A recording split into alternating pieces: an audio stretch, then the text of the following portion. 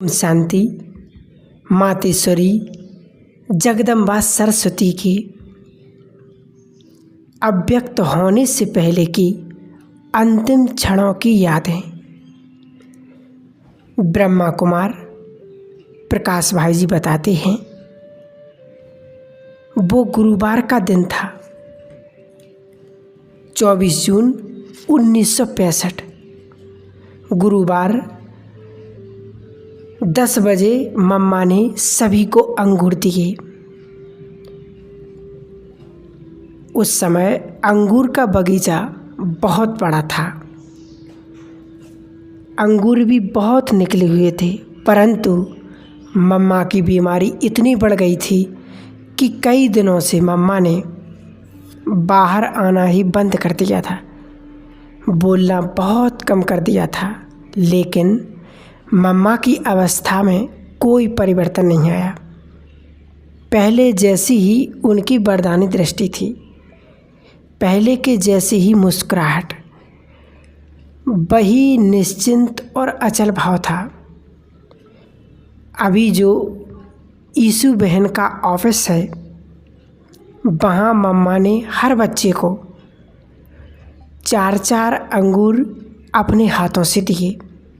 बाद में जमुना बहन बाबा को और मम्मा को बाबा के कमरे में ले गईं।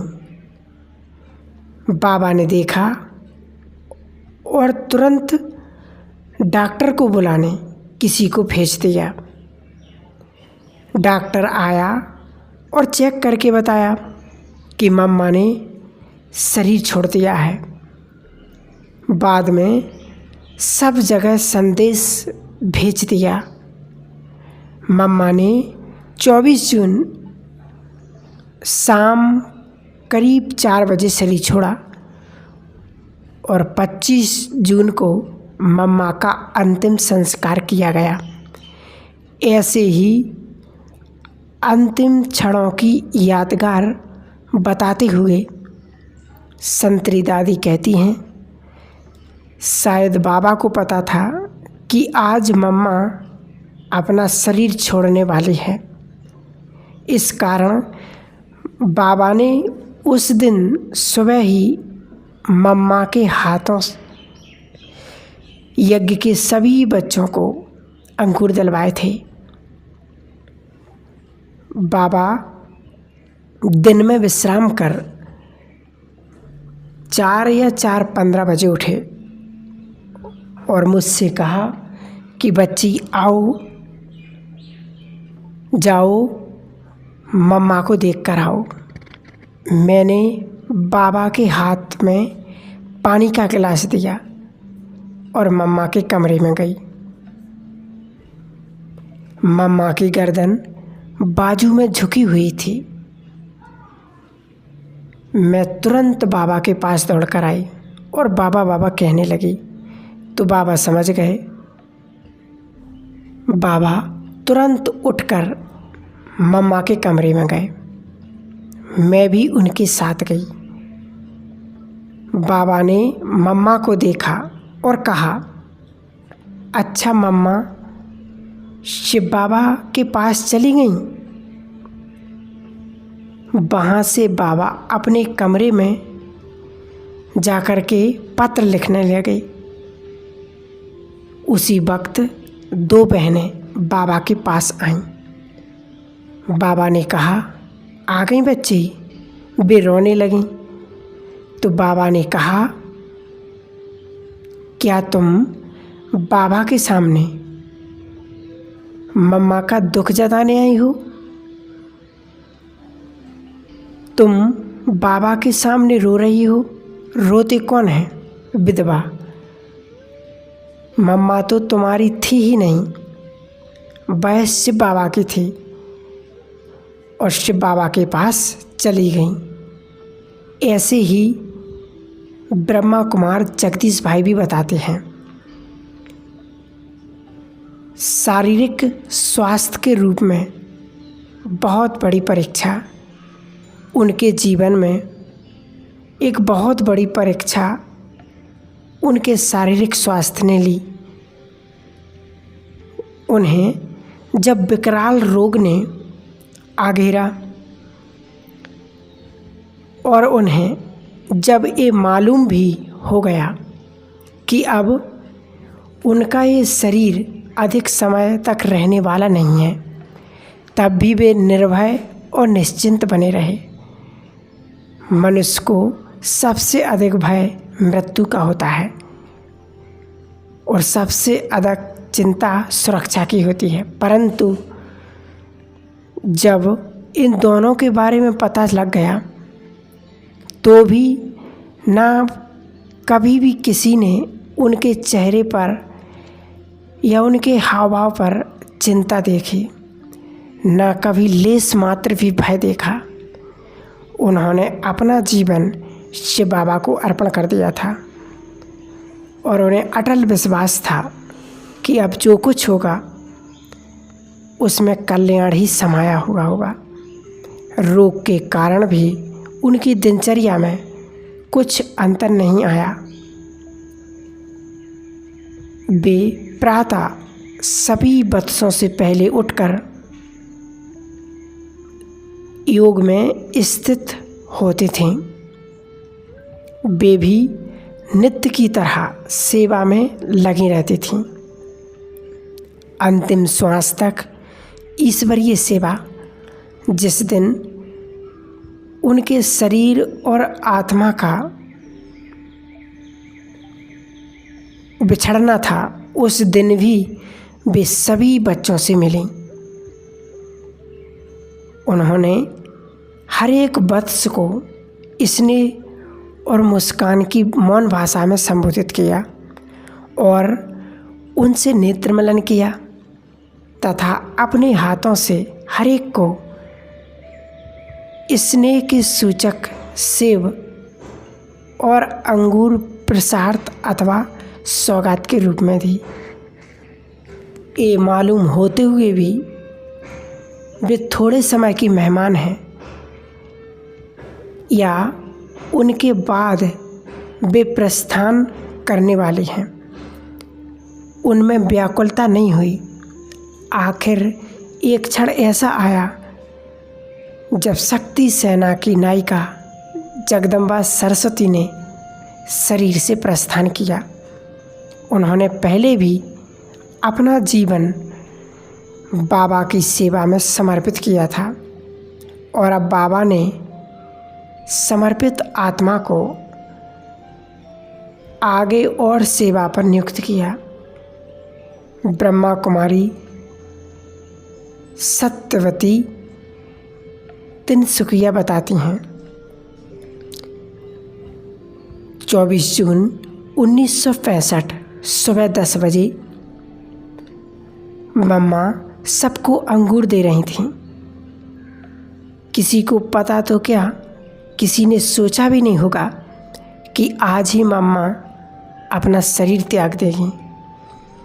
मम्मा को देखने वालों को ऐसा कभी महसूस ही नहीं हुआ।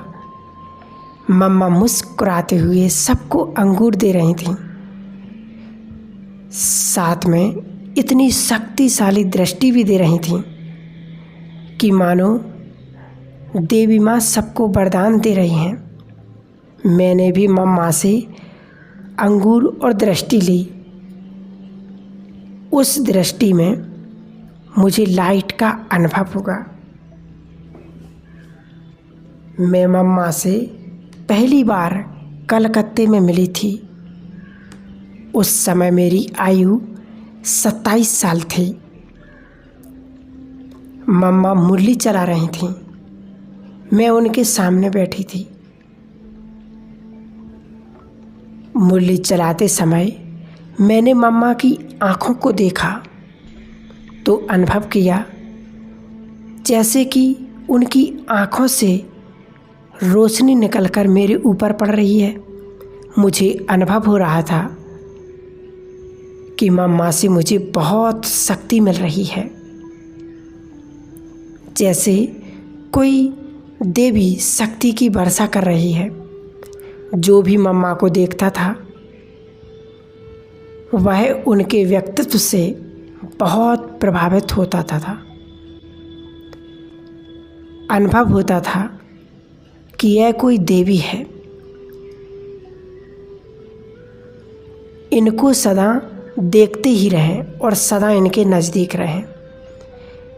ऐसे ही ब्रह्मा कुमारी चक्रधारी दीदी बताती हैं, दिल्ली से मधुबन जाने से पहले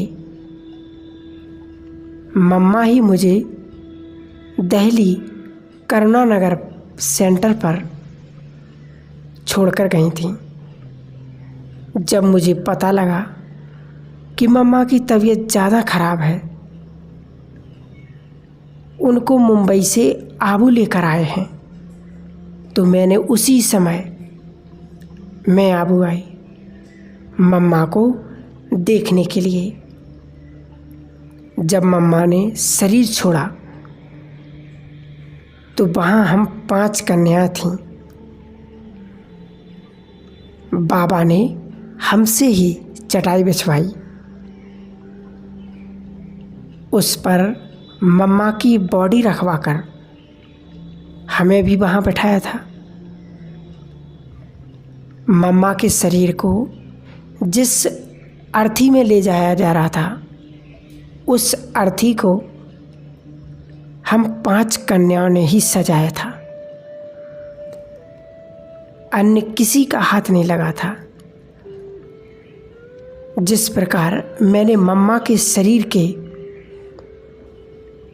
अंतिम क्रियाक्रम में भी भाग लिया, ब्रह्मा कुमार विद्यासागर जो दिल्ली से हैं बताते हैं, माँ सरस्वती तूने खुद ही खुद को बनाया। मातेश्वरी जी को अंत में कैंसर रोग ने घेर लिया, लेकिन माँ सरस्वती ने अपने स्वरूप द्वारा प्रत्यक्ष किया कि उनके पास कोई बीमारी है ही नहीं। माँ ने 24 जून 1965 पुराने शरीर का त्याग किया।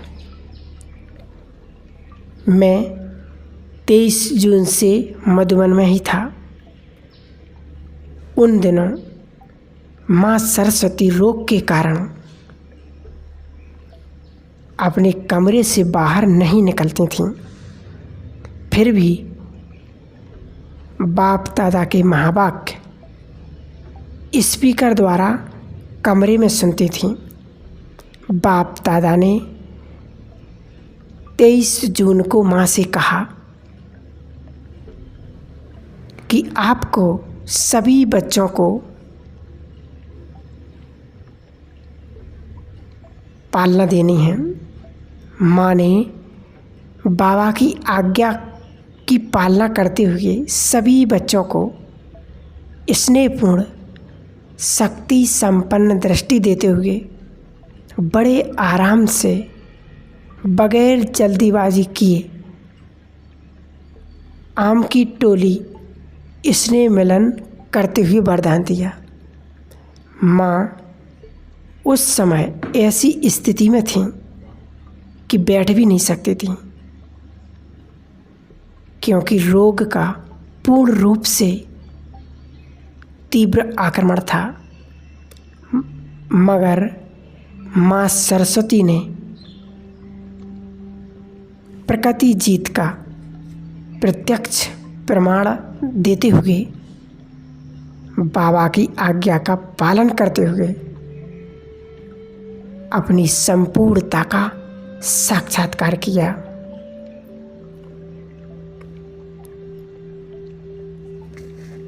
तो ऐसी थी हमारी मातेश्वरी जगदम्बा।